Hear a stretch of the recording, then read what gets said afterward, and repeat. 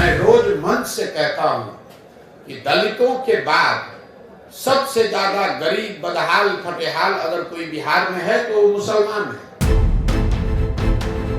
लेकिन 32 साल से मुसलमानों ने लालटेन का साथ नहीं छोड़ा। इस 32 साल में मुसलमानों ने कभी ये नहीं पूछा लालटेन से कि आप सड़क मंत्री हैं तेजस्वी जी, हमारे गांव में सड़क क्यों नहीं बना। मुसलमान इन सारे परेशानियों के बावजूद जाकर उसी लालटेन को वोट दे रहा है। बिहार में लोकसभा चुनाव के बीच मुसलमानों को आरक्षण देने वाले मुद्दे पर सियासत गर्मा गई है। दरअसल आरजेडी सुप्रीमो लालू यादव ने अपने एक बयान में कहा था कि मुसलमानों को पूरा आरक्षण मिलना चाहिए। इस पर जन सुराज पदयात्रा के सूत्रधार प्रशांत किशोर ने कहा कि जब तक आप समाज में सुधार नहीं लाएंगे, आपके बच्चे गुजरात और तमिलनाडु में जाकर मजदूरी ही करेंगे, फिर यहाँ के लोगों का भला कैसे होगा। मैं बिहार में 18 महीने से पैदल चल रहा हूँ। 5000 से ज्यादा गांव में जाने के बाद मैं रोज मंच से कहता हूं कि दलितों के बाद सबसे ज्यादा गरीब, बदहाल अगर बिहार में कोई है तो वो है मुसलमान। लेकिन 32 साल से मुसलमानों ने परेशानियों के बावजूद लालटेन का साथ नहीं छोड़ा है। तो जब तक आप समाज में ये सुधार नहीं लाएंगे कि मेरे भाई तुम पाकिस्तान और पुलवामा के लिए वोट दे रहे हो, जबकि तुम्हारे बच्चे जाकर गुजरात में, तमिलनाडु में मजदूरी कर रहे हैं, तो तुम्हारा भला कैसे होगा। जितने मुसलमान समाज के लोग हैं, मैं 18 महीना से पैदल चल रहा हूँ। 5000 से ज्यादा गांव में जाने के बाद मैं रोज मंच से कहता हूँ कि दलितों के बाद सबसे ज्यादा गरीब, बदहाल, फटेहाल अगर कोई बिहार में है तो वो मुसलमान है। लेकिन 32 साल से मुसलमानों ने लालटेन का साथ नहीं छोड़ा है।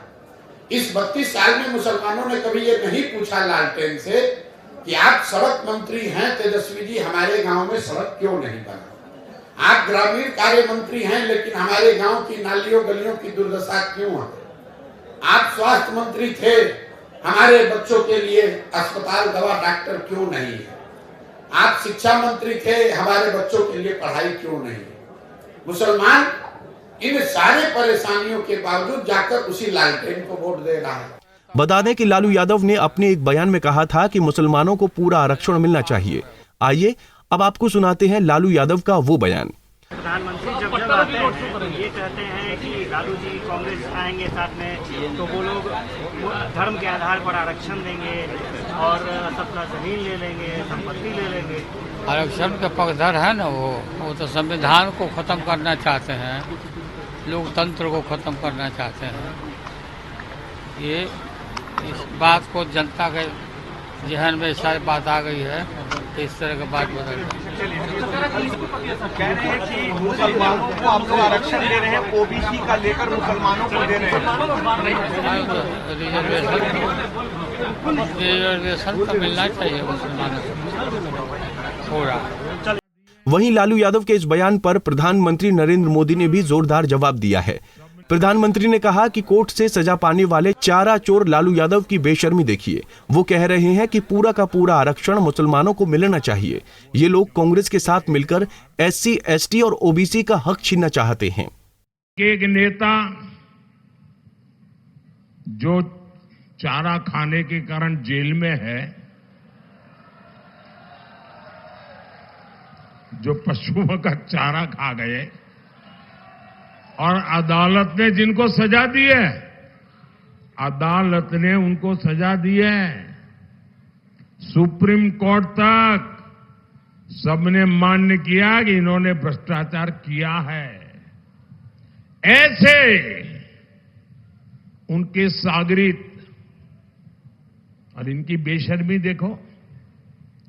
वो अभी जमानत पे आए हैं बाहर तबीयत के कारण, जेल में कैद थे, कैदी है, गुनहगार है, और अदालत ने उनको गुनहगार बना दिया है जी।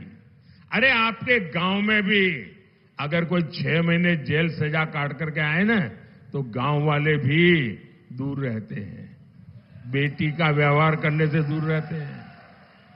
ये कांग्रेस वाले इतने गिर चुके हैं कि उनको माथे पे बिठा के नाच रहे हैं।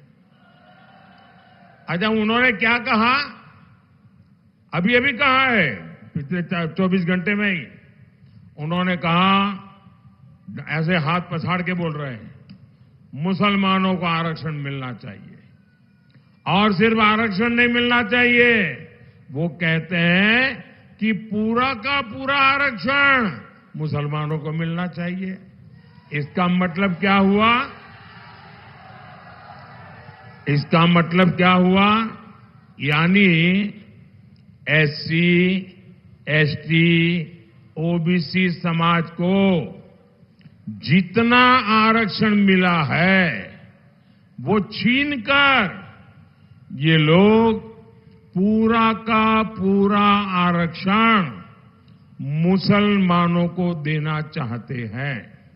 बहरहाल बिहार की सियासत में चल रहे मुसलमानों के आरक्षण मुद्दे के बीच जनता किसे अपना किंग चुनती है, 4 जून को ये देखना दिलचस्प होगा। पंजाब केसरी टीवी के लिए संजीव कुमार की रिपोर्ट। हमसे जुड़े रहने के लिए हमारे YouTube चैनल को सब्सक्राइब करें और नई वीडियो की नोटिफिकेशन के लिए बेल आइकॉन को दबाएं। अगर आप ये वीडियो Facebook पर देख रहे हैं तो लाइक जरूर करें और ज्यादा से ज्यादा शेयर करें। धन्यवाद।